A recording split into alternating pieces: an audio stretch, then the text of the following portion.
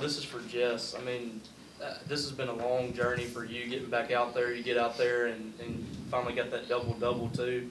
I mean, what did it feel like to get out there and play in front of that crowd tonight and produce the way you did? It felt really good. It felt really good being back. It felt really good being on the court with my teammates. Like, they give me so much confidence on the court because coming in, I was nervous about the game, but they gave me so much confidence it ended up working out for me and all of us. So. Colin, go ahead.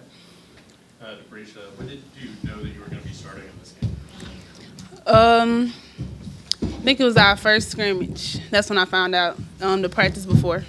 It didn't seem like you were lacking for confidence. Were you feeling it from the first minute? I mean, I was nervous before the game, but once I got out there, it's like I calmed down. You know. Good teammates too. Yeah, no, facts. They helped me through. Stefan, go ahead. I mean, you had that first shot that you missed, and right after that, I think you scored 5 points in the next 4 minutes. I guess you missed that shot, but was it good to kind of just get in the flow of the game and kind of get a shot right after that? Yes, it's always that first shot that just wears me. So once I get it out the way, then I'm like, okay, I'm feeling it. So I am. Robbie, go ahead. Alana, I know you weren't here last year, but three-point shooting was a problem for this team, especially early on in the season. You guys went 10 of 23. In game one, you had a good night too. How big of an emphasis was that for you guys in the off-season of shooting? Shooting was key. I don't think it was a major focal point, but I think, ultimately a basketball game comes down to which team scores more points. So we're putting the time in the gym, and I think it's showing off, and it showed off tonight. Stefan, go ahead. Just for you, I think going into that last media timeout, I mean, you look like you may be a little bit fatigued. I think Coach Purcell talked to you specifically a lot during that break. Did you guys kind of know you needed 2 more rebounds? Yeah, I did.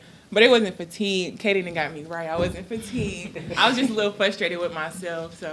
But he talked to me, got me back right, told me to go out there and get 2 more rebounds. So I did that. So. I guess what did you learn from being back in your first game? It's been about a year and a half since you last played. I mean, just the grind of being in a full basketball game and the ups and downs that come with it. I feel like they prepared me in the off season for this. And he keeps me out there in practice. He tells me, like, Jessica, we're going to need you in the game. So, like, I think they prepared me for this moment. Got time for about 2 more. Robbie, go ahead. I go with Debricia. I think y'all had 12 players play, and most of those players played in the first half. How have y'all been able to balance that and stay in rhythm with all the different players playing? Everybody kind of it seemed like everybody's playing their role really well too. With practice, we do that in practice. We talking on the court. As long as we communicate very well with each other, and so you can tell the chemistry is there. So we work together honestly. Last one. How much pride do you take in that? And I guess that vocal leadership and communicating it. I noticed that in practice earlier this year, you were very vocal. I mean, even as a freshman, I mean, how much pride do you take in that? I feel like it's very important. It's a very important aspect to the game. So when you're talking, it just makes things flow better. And that's what we've been working on as a team, and it showed tonight. All right, thanks, everybody. Yeah, wow. First of all, dream come true. All right, I'll talk a little bit about me and then my team because I'm tired of talking about me. My debut is finally over, but I just, from the bottom of my heart, I'm trying not to get emotional. Just thank everybody. Administration for giving me a chance. The fan base for loving me and my family. I put a little thing out on Twitter. Me and my wife were on the couch last night just going, can you believe it's been 8.5 months where I just got off a plane and now we're here. And everybody, it is what it is. Can we recruit? Can he keep the players? Will the energy be good? What's going on with the women's program? And to think everything that we've overcome from a storyline and the narrative, I couldn't be more excited where we're at. We are going to celebrate today, but we're working on rebounding tomorrow. All right, I promise you that. But again, from the bottom of my heart to all our fan base, thank you. This was great. Let's stop celebrating me and now let's celebrate these women. Robbie, go ahead. Sam, we saw kind of the depth that you've accumulated and the talent too. It didn't really matter who you brought in. Somebody was making plays out there. Were you pleased with that aspect up and down the bench, the production that you got? I was, because I think me and you talked about it too. We had 2 great close exhibitions where I saw that, where we shared the ball, we moved, the team was dialed in. But like I said, I needed to see the lights come on. Tonight the lights came on, and for us to have that same passion and energy, but most importantly, everybody willing when I took them out to be not going, why are you taking me out, but you got it to the next person.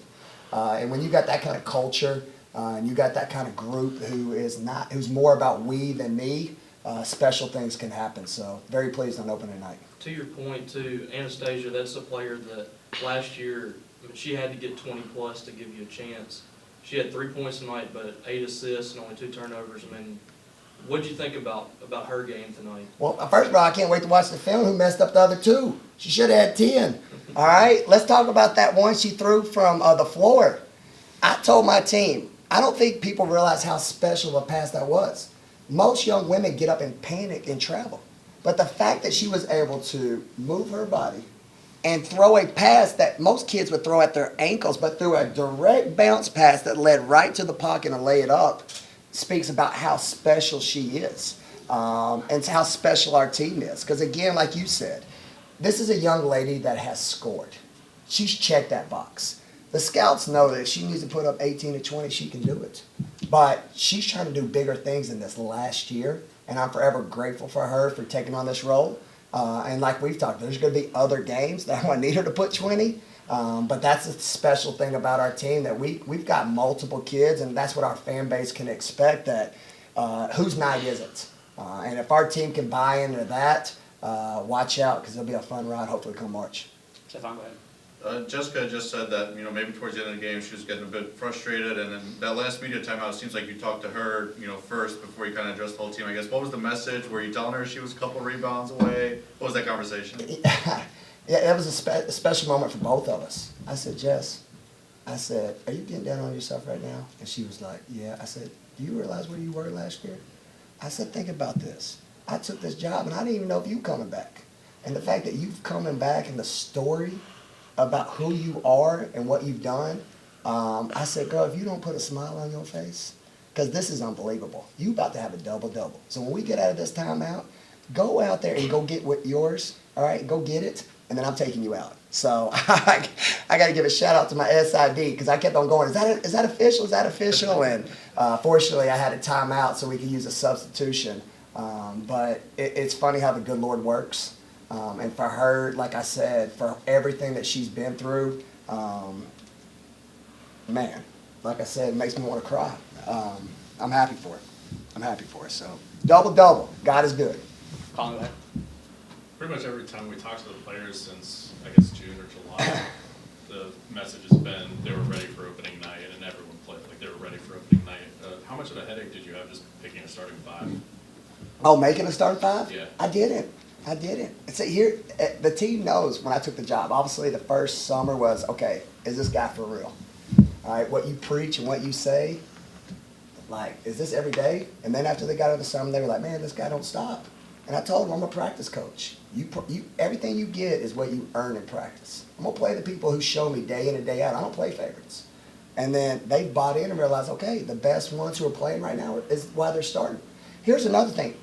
Asian A. I can't say enough good things about her.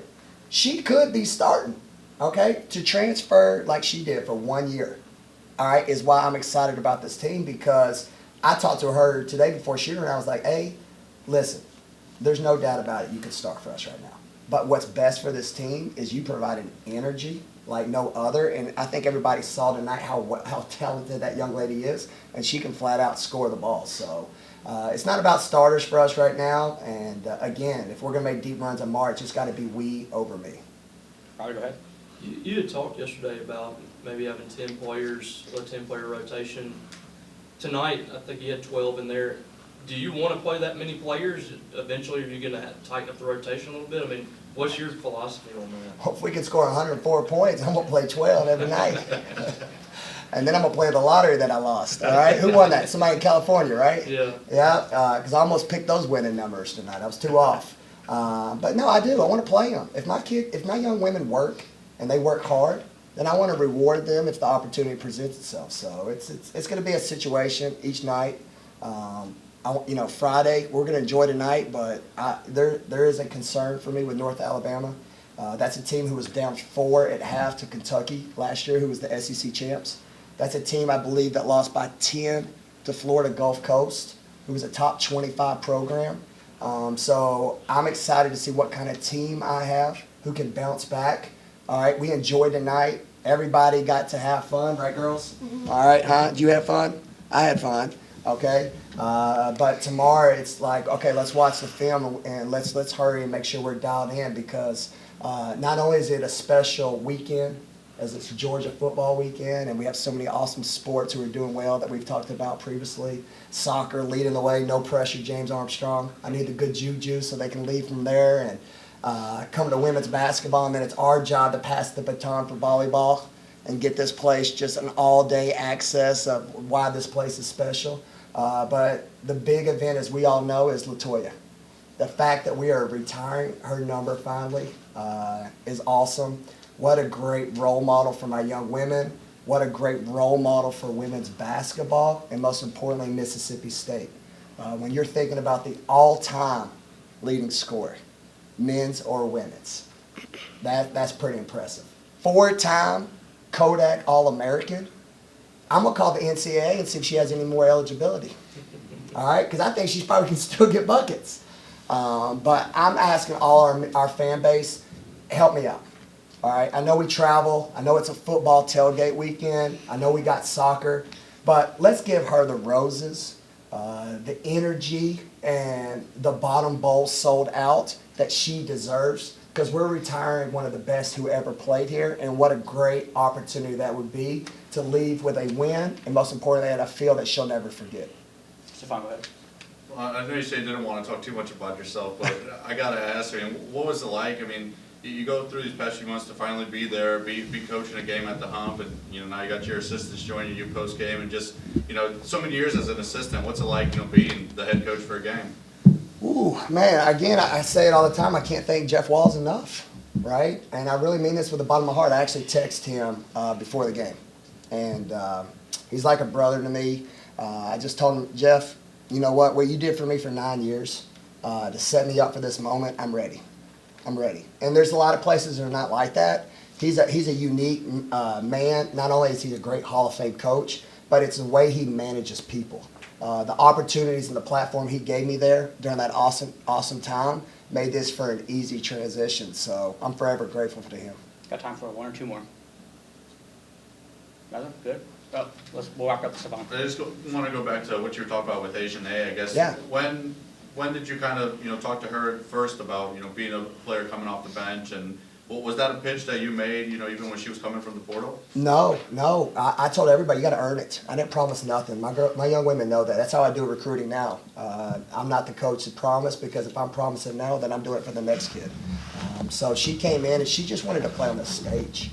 Right? She could have stayed where she was at, but she had a hunger because she thinks she's really good, and guess what? She is. So the fact that she wanted to be at the SEC, but then most importantly, we called her, she loved who we were as a coaching staff. She felt our energy. She wanted to be a part of something special, and she was like, man, if I could join Mississippi State, why not me? Why not us? So she was just a part of that movement.